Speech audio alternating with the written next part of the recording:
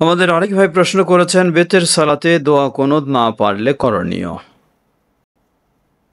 জবাব, বেতের সালাহ এটি গুরুত্বপূর্ণ সালাহ। এর হুকুম নিয়ে যদি আলেমদের মাঝে মতভেদ রয়েছে, কেউ ওয়াজিব বলেছেন আর অধিকাংশই সুন্নতে মুআক্কাদা বলেছেন। এই সালাতের যত গুরুত্ব রয়েছে, সেই সালাতে দোয়া কুনুত পড়াটার মূলত সেই রকম গুরুত্ব নেই। গুরুত্ব নেই বলতে বোঝাচ্ছি, দোয়া কুনুত পড়াটাকে কেউ ওয়াজিব বলেনি, কেউ সুন্নতে মুআক্কাদাও বলেনি। এই দোয়া কুনুত পড়া এটি বেতের সালাতে একটি সুযোগ রয়েছে। রাসূল সাল্লাল্লাহু আলাইহি ওয়াসাল্লাম তিনি নিজেও প্রতিদিন সারা বছরে দোয়া কুনুত পড়তেন, এমনটা প্রমাণিত হয়নি, কখনো ছেড়ে দিয়েছেন তিনি। প্রসিদ্ধ সাহাবীদের মাঝে অনেকে রয়েছেন, আব্দুল্লাহ ইবনে মাসউদ রাদিয়াল্লাহু আনহু, আলী রাদিয়াল্লাহু আনহু, এই ধরনের, যারা শুধু রমাদান মাসে দোয়া কুনুত পাঠ করতেন আর কখনো করতেন না।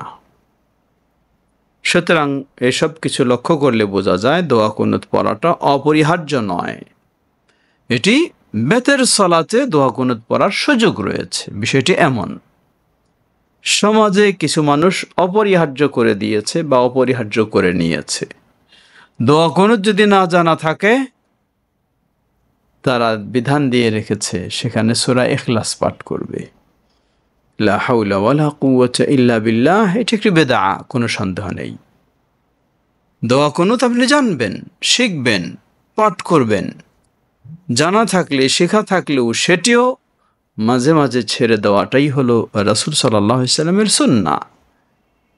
তাহলে যে ব্যক্তি পারল না, তাকে বিকল্প আরেকটি সূরা আপনি দিয়ে রাখবেন। এই সূরা তো দোয়া নয়, কিভাবে আপনি এটি দিলেন? সুতরাং ভুলের উপর ভুল। অতএব আমরা বলবো, বেতের সালাতে দোয়া কুনুত না পারলে কোনো অসুবিধা নেই, ইচ্ছা করেও ছেড়ে দিলেও কোনো অসুবিধা নেই। কারণ দোয়া কুনুত বেতের সালাতে অপরিহার্য বিষয় নয়, এটি একটি সুযোগ মাত্র।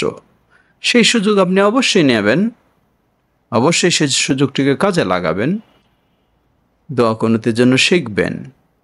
রাসূল সাল্লাল্লাহু আলাইহি ওয়াসাল্লাম বিশেষ করে যে দোয়া কুনুত শিক্ষা দিয়েছিলেন হাসান রাদিয়াল্লাহু আনহুকে, আল্লাহুম্মা হদিনা ফীমান হাদাইত ওয়া আফিনা ফীমান আফাইত وتولنا فيمن توليت وبارك لنا فيما أعطيت وقنا شر ما قضيت فإنك تقضي ولا يقضى عليك إنه لا يضل ما واليت ولا يعز من عاديت تباركت ربنا وتعاليت। এটি শিক্ষা দিয়েছেন। এক হলো অপরিহার্য করে নেয়, দ্বিতীয় হলো যেই দোয়া কুনুত পাঠ করে সেটি রাসূল সাল্লাল্লাহু আলাইহি ওয়াসাল্লাম থেকেও প্রমাণিত নয়, তৃতীয় সেখানে না পারলে আবার সূরা ইখলাস পড়ার ফতোয়া দেয়। এগুলি সব বাতিল ফতোয়া, ভিত্তিহীন ফতোয়া। আল্লাহ আমাদের সঠিক বিষয় জেনে সঠিক মতো আমল করার তৌফিক দান করুন। ওয়াল্লাহু তাআলা আ'লাম।